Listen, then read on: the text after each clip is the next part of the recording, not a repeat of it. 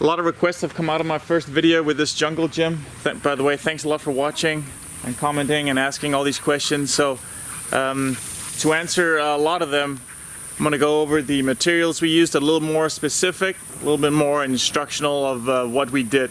Now this was about coming up on 6 years ago as we built this, so I'll try and remember everything I can. Alright, let's do this. So let's go over the posts first. All these are pressure treated timber, and if you want to do extra stuff, obviously you can totally do that, but let's go over what we used for this specific setup right here. So we have two 4x4s that are 10 feet, okay? 4x4, 4x4, so two of those. 4x6s, we have a total of 5 uprights that are 4x6 and they're 10 feet long.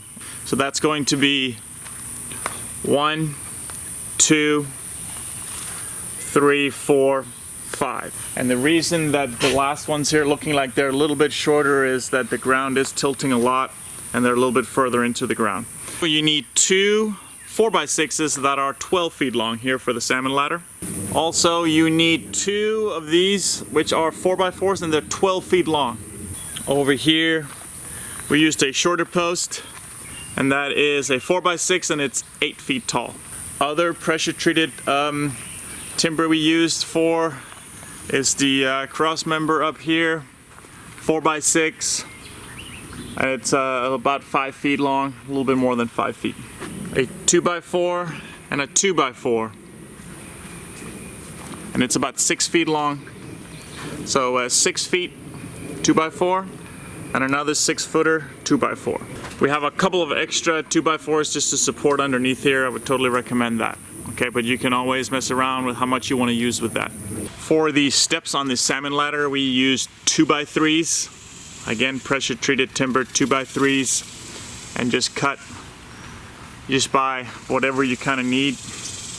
I don't even remember, we just bought some whatever length they come in and cut them into the correct size pieces. So these are 2x3s, pieces of wood, attach through the post all the way with nuts and bolts. Okay, let's go over the pipes. So these are all galvanized pipes. You will need 3 10-foot long pipes that are 1 1/4 inches. So you will use 2 of them for the dip bars here, and the third one for the giant pull-up bar, and what's left from that pull-up bar, we use some of it for the support piece here. Also, you'll be needing 4 10-foot long 1-inch galvanized pipes, which are these up here. So the 3 of those 10-foot long pipes you'll be using for the giant monkey bars, because each of them are 5 foot long.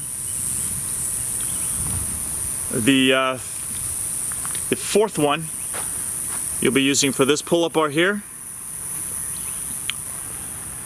and the pull-up bar over here. If you want to get more 1-inch galvanized pipes, you can totally overbuild it like we did here, but this is not necessary. I bought a 10-foot long conduit, so that's also 1 inch, but that is the outside diameter when you're talking about a conduit. So this one is a little thinner because that's the outside diameter, but a 10-foot long for this pull-up bar here. And then we also use that conduit for the salmon ladder.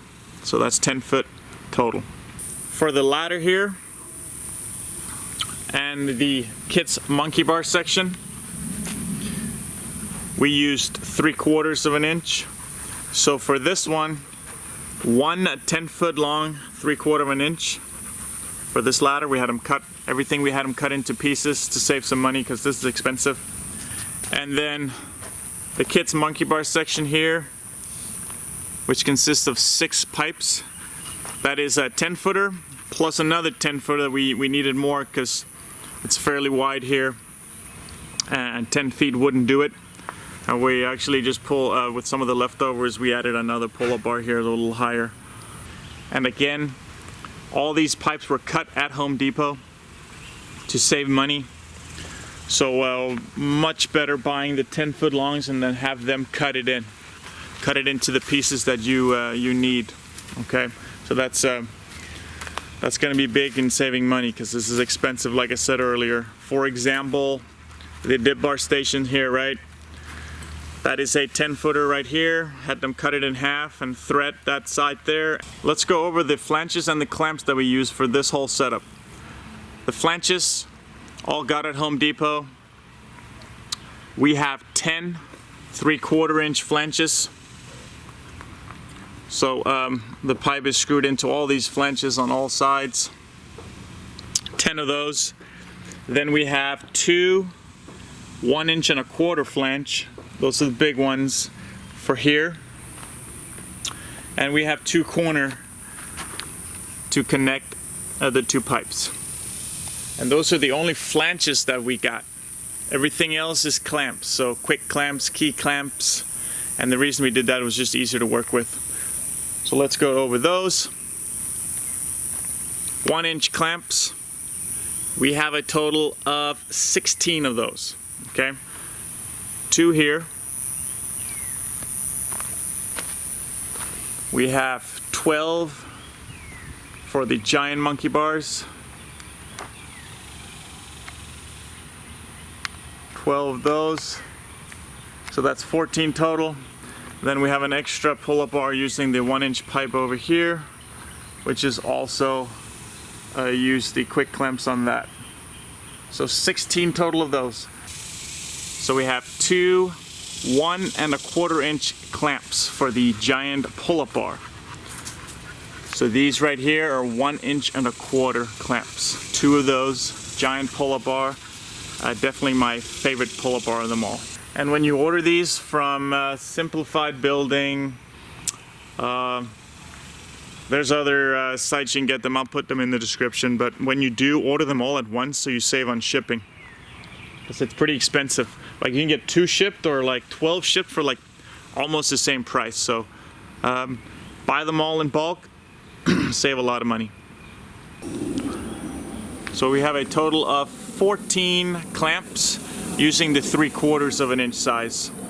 12 for the kids' monkey bars and 2 extra for this one, which was put in recently.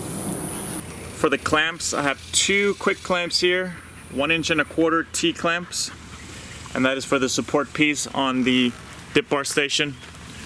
And the good thing about this is you can move that up and down, makes it sturdier. Totally recommend that. Alright, so lag screws and washers, all galvanized. So the most important thing is I just brought these quick clamps to Home Depot and see which screws actually would fit through, because some of them have different size holes depending on what brand you go with, and we have several different brands, but if you can order the same brand, that's obviously great. And I just made sure that obviously there was room enough for the washer, and I think most of these lag screws are 3/16 in thickness, and the length about 2.5 inches on all of these. So even in the 4x4 they would get in, you know, good halfway in, a little bit further in. Just make sure you pre-drill the holes with that with the drill guide to make sure that the screws can go all the way in. So 4 lag screws and 4 washers for each clamp. Okay, and that's a lot. So obviously depending on how many clamps you go with, that adds up to the money too. So, but might as well get them good quality. For the big flanges here, for the dip bar, we went with nuts and bolts to go through. And again, this was about 4.5 inches. Make sure they went all the way through.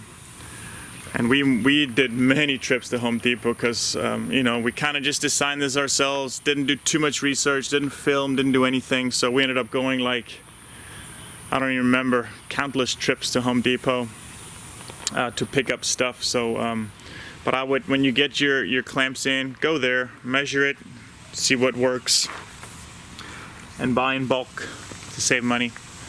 The lag screws here that we used are 2 inches thick, so they are, you know, sitting about 2/3 into the beam here. And I think all the washers, we use the same size washers on all of them. So for the lag screws and washers we used for connecting the 2x4 ladder into the post. Obviously a longer screw. I do not remember how long they were, but I would go make sure that we go halfway in here, but make sure the pilot holes are nicely done. Again, up here we got the 1-inch clamp, the 1 1/4 clamp, same lag screws going in, 2.5 inches total going into the posts. And almost 6 years coming up now, and we've had no problems at all in regards to pipes moving, flanges loose, anything like that. Rock solid. The only thing I'll tell you is that when you do pick out the timber or the pressure treated posts here, spend some time going through it. You need as straight as possible and as few knots as possible. And there will be screws like you can't get in because you accidentally, there's a knot in the post or whatever. We also had a couple of screws break in there, and that happens. There's always going to be problems. But even though we've had a couple of these, it's been rock solid. Here's another one there where the screws just couldn't go through. So just keep that in mind when you pick out your post. Few knots as possible. So a total of 10 corner braces we have. We got 1, 2, 3, 4, 5, 6, 7, 8, and we got 9 and 10. 10 total corner braces. Those are very important. You should definitely do those. If you want to do the extra side pieces here, you can. They're definitely not necessary. We couldn't do it over here with the ladder, and honestly has not mattered because the pipes will keep everything in place. Okay, so how do we start this whole thing? The very first thing we did was dig 2 holes for this ladder. Okay, so we had the holes dug and the ladder was ready to go, so we built this entire ladder, these 2 posts right here. We had them already made inside in the garage, carried it out here, and sunk the ladder into the 2 holes and then poured it with concrete. We tied strings around them, attached them into the grass, attached them to the other side, make sure they were straight, using levelers, all that good stuff. And then we put that ladder in and waited for that thing. So we just kind of took one step at a time. So the reason we did that is we didn't really have a lot of experience. And once you sink in this ladder and get it straight and it's secured in the concrete, then you have a measurement for all these other posts and something sturdy to kind of lean on. So from then on we just started, we dug a hole here and with that hole right there, and we got those two posts put in after that. And just make sure they're all straight. Then we attached a bar and so forth to keep it even more sturdy. So that's kind of how we started. 2 feet deep holes, all of them. We put about a couple inches of pebble rock at the bottom, just so the posts aren't resting in muddy waters down there, so that we give at least we give it a little bit of a chance of the water to run through the rocks, so the posts are resting on that. And for us, it worked well. If you got a better option, go with that. The only 2 holes that were 3 feet are this one and that. So we dug 3 feet for the salmon ladder. The reason we did that, just to make it more sturdy. So that means still with the pebble rock, so a little more than 9 feet up. The height of the bar, so from the bar, top of the bar down to the ground, is almost 100 inches. Just for reference.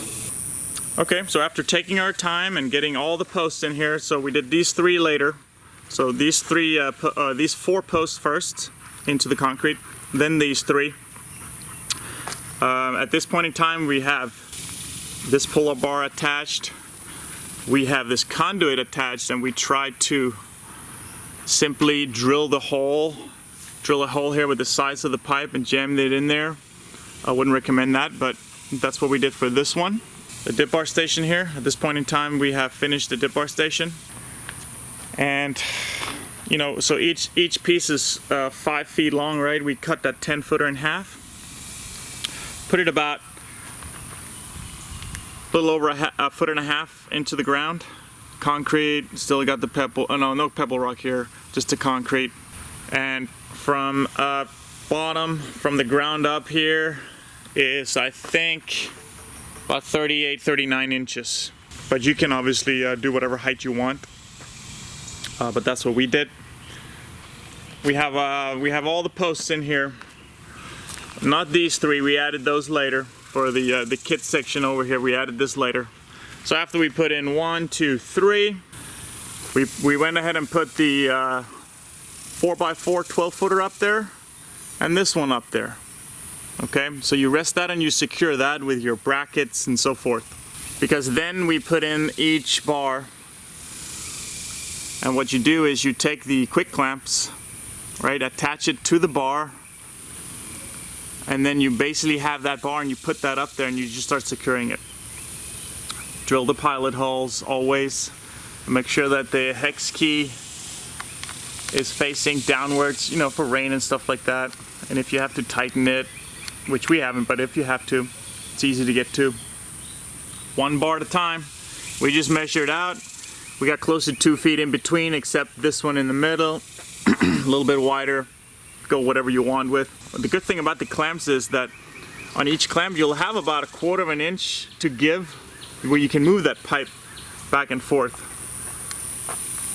So here you'll see that there's some room, so that's why these clamps are great. So even if you're not 100% exact with the measurement of the width of the pipe, you have a little give in there. Obviously just don't get it cut too long.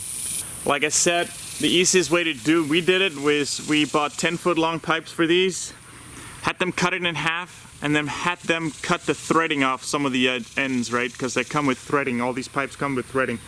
So the kit's monkey bar section was the easiest thing we made.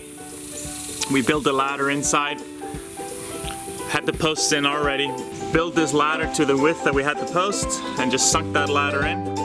I'm quite sure I'm forgetting something here since it was so long ago, but if you are watching this, I really hope you're able to build a jungle gym for you or the whole family.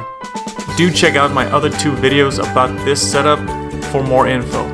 The 3 videos combined should give you plenty of ideas and tips to build your own, whether you go with our design or adding something else to it.